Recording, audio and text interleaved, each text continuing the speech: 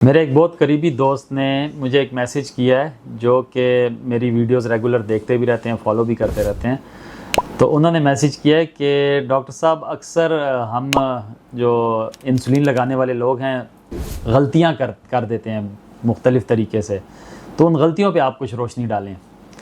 तो मेरा जवाब में यही होगा आपके लिए मेरे भाई कि इंसुलिन गलती मानती नहीं है। यानी इंसुलिन ऐसी चीज़ है जो अपना रकीब नहीं मानती। क्यों?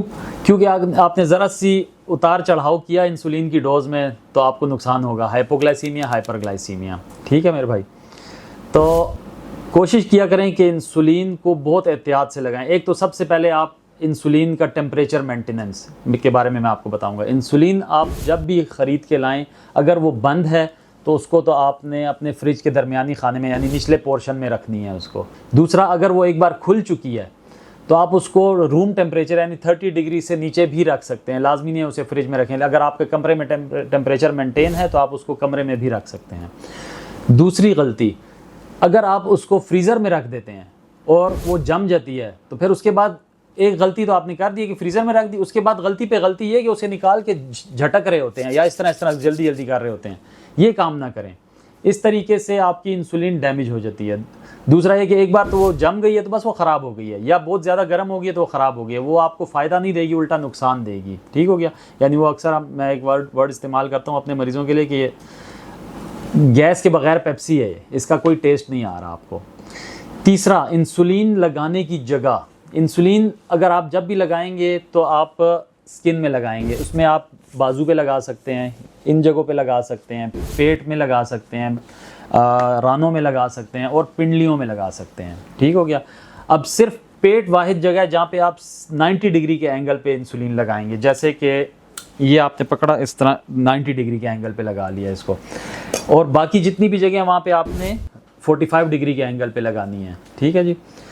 अब अक्सर लोगों में ये भी देखा गया है कि वहाँ पे गिल्टियाँ बन रही होती हैं उनकी, जहाँ पे वो बार बार इंसुलिन लगा रहे होते हैं। तो ऐसे लोगों के लिए मेरा मशवरा ये है कि आप जब भी इंसुलिन लगाएं तो आप फासला रखें। फ़र्ज़ करें आपने सुबह लगानी है, दोपहर लगानी, शाम लगानी। सुबह आपने अगर एक जगह पे लगाई तो उससे 1 इंच दूर लगाएं अगली इंसुलिन। चौथी, इंसुलिन की नीडल।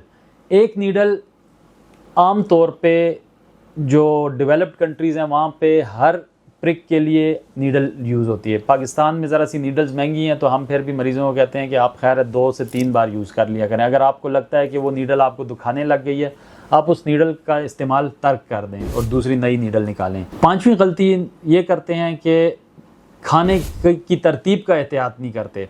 जैसे कि आपने इंसुलिन ली और फ़ौरन खाना खा लिया, या इंसुलिन लगाई और आपने पूरा 1 घंटा वेट कर लिया। अगर फ़ौरन खाना खा लिया है तो उसका भी आपको इतना असर महसूस नहीं होगा, और अगर आपने घंटा गुजार लिया तो उसमें आप हाइपोग्लाइसीमिक हो जाएंगे।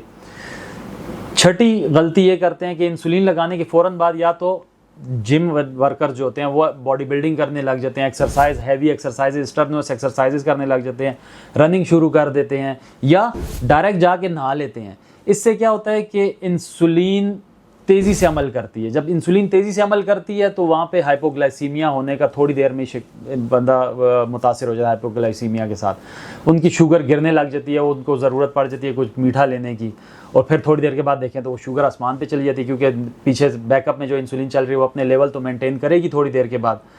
तो ये कुछ गलतियाँ हैं जो मैं आपको लाजमी बताना चाहता हूँ कि आप इनको कंसिडर करें जो इंसुलिन डिपेंडेंट पेशेंट्स हैं। नहीं तो आपको आगे जाके फ्यूचर में बड़े मसले होंगे। तो इसलिए हम यहाँ पे अपना पूरा एक सेशन लेते हैं। मेरे अपने जो असिस्टेंट्स हैं वो मरीज़ को इन सारे चीज़ों के बारे में समझाते हैं और फिर यहाँ से भिजवाते हैं। और अक्सर मरीज़ों को मैं भी कहता हूँ कि पहले अपने आप को यहाँ पे समझाओ, फिर यहाँ से निकल के जाओ।